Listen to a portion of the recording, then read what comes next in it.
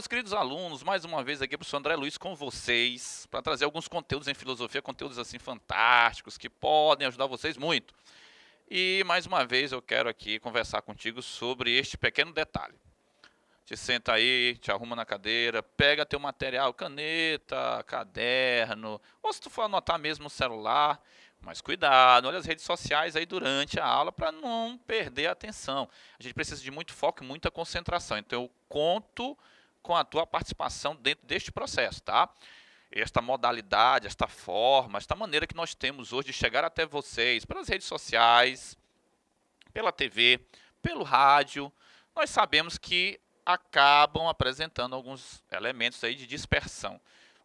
Mas você não vai cair nessa, você vai seguir conosco, ficar ligado, é pouco tempo para que a gente possa passar alguns conteúdos para vocês. E agora nós vamos dar continuidade a um conteúdo muito importante da filosofia contemporânea, veja só, que é a relação entre filosofia e arte, tá? Que está dentro do conhecimento estético. Então a primeira coisa que nós vamos aqui relacionar, identificar e pontuar é que isso está dentro do conhecimento estético, perfeito?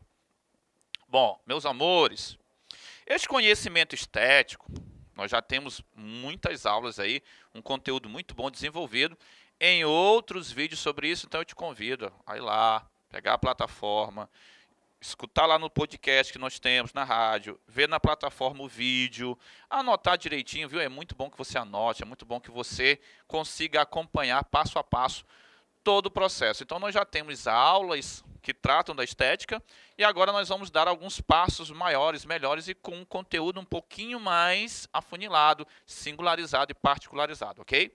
Veja só, este conhecimento estético, ele está obviamente, como você já sabe, relacionado à sensibilidade, esta sensibilidade como um todo. Primeiro elemento fundamental, pega essa dica para ti.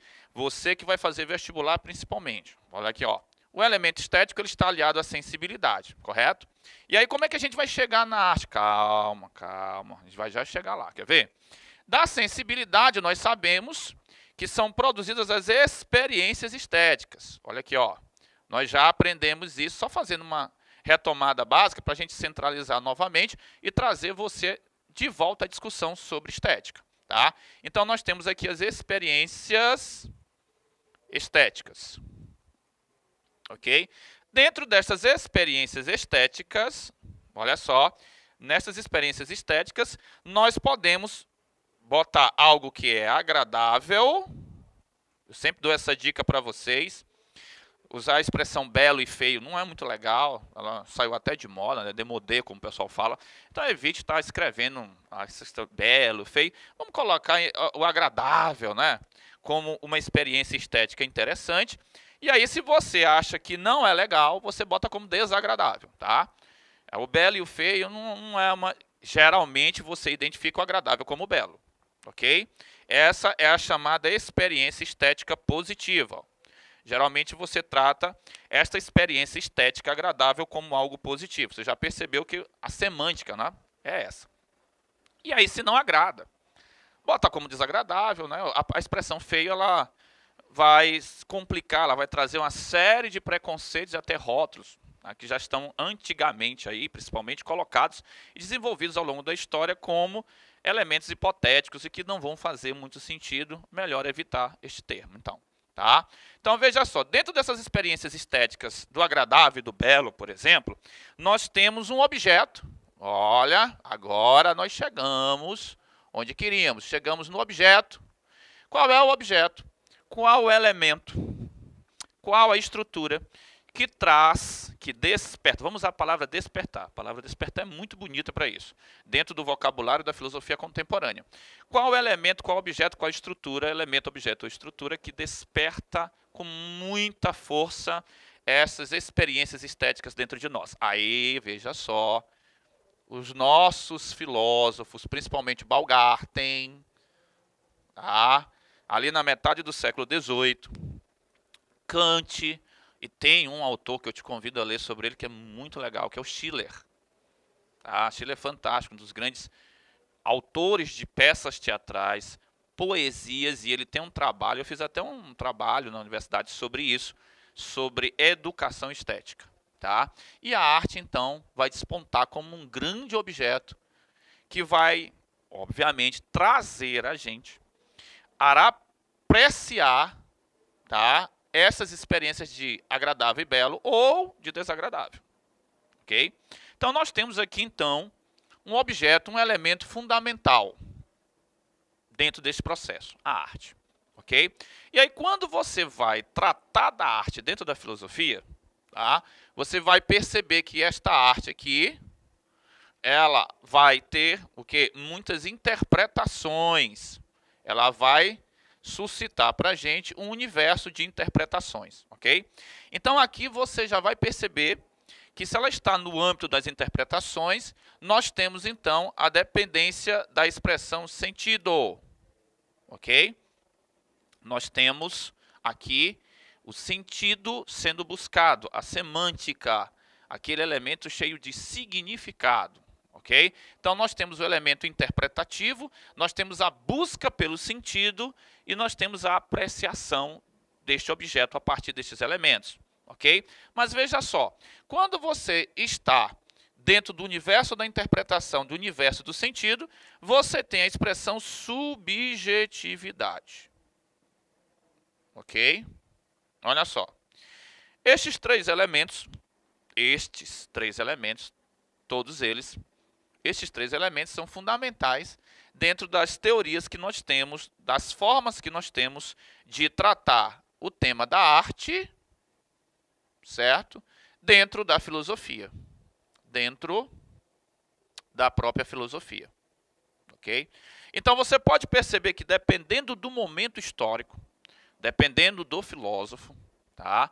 Nós vamos ter, por exemplo, uma interpretação, um sentido e uma forma de ver a subjetividade dentro deste objeto que é a arte e que suscita as experiências estéticas, tá? Isso é importante, isso é fundamental.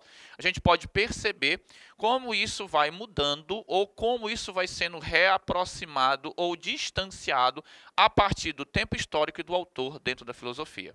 Olha só, vamos lá. Se você pega, por exemplo, a famosa antiguidade clássica, certo? Quando você pega a antiguidade, aí você tem Grécia e Roma, né? Bate-me Roma, que eu sempre chamo Grécia e Roma, parece aqui muito forte, mas ali você pode perceber que esta arte, por exemplo, ela vai estar associada, ela vai estar sendo interpretada, ela vai estar sendo ali buscada o seu sentido a partir de elementos que podem ser idealizados. Eu posso ter idealizações dentro desse processo. No caso, por exemplo, de Platão, nós já vimos aqui alguns conteúdos dentro de Platão e na estética. Nós temos alguns elementos de idealizações, onde eu posso pegar harmonia, ó, por exemplo, sintonia. Mas nós temos também elementos que eu posso trazer Aristóteles, tá? Olha aqui, ó. Dentro desses elementos aristotélicos, eu posso falar de imitação. Tá? Que ele vai entrar muito forte com a mímese lá na poesis, por exemplo. Então, dentro da antiguidade, nós podemos perceber que a arte ela pode ser interpretada, ela pode ser buscada um sentido ou até mesmo analisada a sua subjetividade a partir de elementos que estão sempre colocados por cada autor. Né? Por exemplo, nesta primeira condição aqui, você pode perceber que Platão entra muito forte dentro deste processo. Aqui você percebe Aristóteles com muita força e, claro, com muita produção a partir desses elementos. É válido lembrar a vocês, tá, que a arte no mundo grego, na antiguidade, ela é extremamente valorizada. Ela é extremamente valorada. Ela tem um grande valor. Okay? Você pode perceber que nos escritos do Marcelo Detienne, do Jean-Pierre Vernat, do Luc Ferry, de vários autores que tratam deste assunto dentro da Hélade ou da Grécia, a arte no mundo da Hélade ou no mundo grego, como vocês chamam, ela é um elemento extremamente forte, que traz uma construção de conhecimento e uma construção do próprio ser. Okay? Você vai perceber que isto aqui, tá, e que esta arte, dentro desta antiguidade, ela tem um compromisso com o próprio ser. Ó. ela tem um compromisso com a formação do ser, ou seja, da nossa essência. A nossa essência está sendo retratada pela arte, ok? A nossa essência enquanto seres humanos, os nossos amores, os nossos dissabores, as nossas angústias, as nossas tristezas, elas são muito bem retratadas e cristalizadas a partir da obra de arte. Ok? E veja que coisa interessante, coisa fundamental. A arte ela passa a exprimir o universo humano, a traduzir o universo humano e a trazer a essência desse universo humano. Você vai perceber que em Platão é muito forte essa concepção e em Aristóteles principalmente. Tá? Você vê como Aristóteles fala muito bem da tragédia. Ele chega até a considerar a tragédia como a melhor manifestação artística. Por quê? Porque, na verdade, ela tem um compromisso com a nossa essência, ela expõe a nossa essência, ela mostra aquilo que nós somos, aquilo que sentimos. Na verdade, ela vai ser a grande construtora, retratadora e vai descrever as nossas angústias dentro do mundo. A arte tem um papel fundamental. Por isso que este objeto, que se tornou um grande objeto das experiências estéticas, que suscita essas experiências, que trazem essas experiências como a arte, se torna fundamental o seu estudo no período contemporâneo, principalmente. Às vezes você não valora muito, não dá muito valor, não valoriza, mas veja só, a disciplina de arte ela é fundamental para a sua sensibilidade, claro, para a sua interpretação do mundo, para a sua leitura de mundo conseguir ser um pouco melhor. Você vai perceber em vários autores no mundo contemporâneo, do Kierkegaard, por exemplo, até o que nós temos hoje, como uma das grandes dicas para a humanidade, uma das saídas para a humanidade, seria o trato fino com a arte, o estudo da arte e a manifestação da essência do ser humano a partir da arte. Não é meramente tecnologia e não é apenas, não está inscrito apenas em um conhecimento extremamente fechado. A arte traz para a gente uma forma muito interessante de fazer, de construir, de melhorar os nossos caminhos, ok? Olha só, quando você pega o mundo medieval, olha só, quando você pega o medievo, o mundo medieval, você vai perceber uma coisa importante, tá?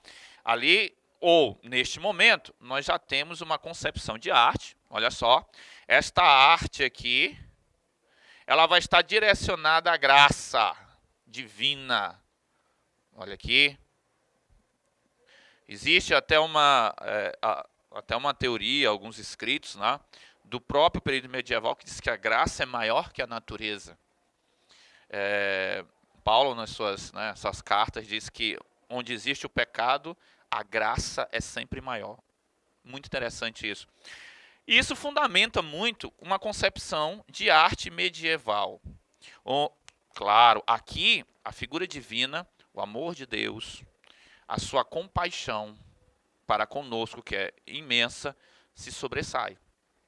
Isso precisa ser retratado a partir da arte.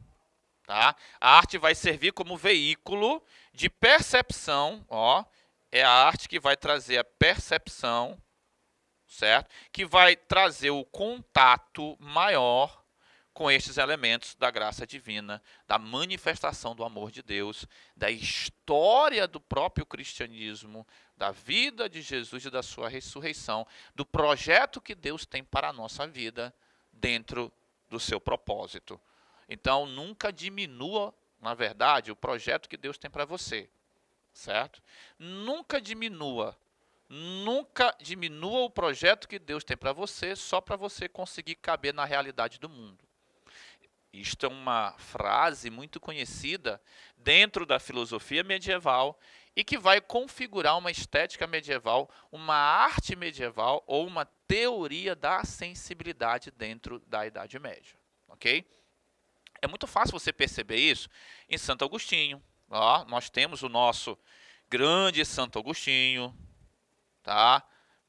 Famoso Santo Agostinho, grande filósofo. Nós temos o nosso São Tomás de Aquino, certo? São Tomás, figura impagável da nossa filosofia, tá? Nós vamos ver que a beleza da criação, por exemplo, Santo Agostinho gostava muito disso, a forma perfeita da criação, a harmonia. Olha o corpo humano como ele é harmonioso. O ser humano tem um funcionamento belíssimo, e esta beleza que fere a nossa sensibilidade, o ser humano na verdade é uma obra de arte. Lembre você que na própria Bíblia é obra de Deus, tá? Nós somos a sua imagem e semelhança e, portanto, temos muito do divino, da harmonia, da sintonia e da perfeição, tá? Fazendo parte de nós também.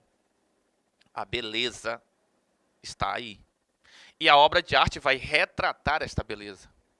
Em São Tomás de Aquino, você pode muito bem perceber a possibilidade em que ele vai abrir analisando a obra de Aristóteles, tá?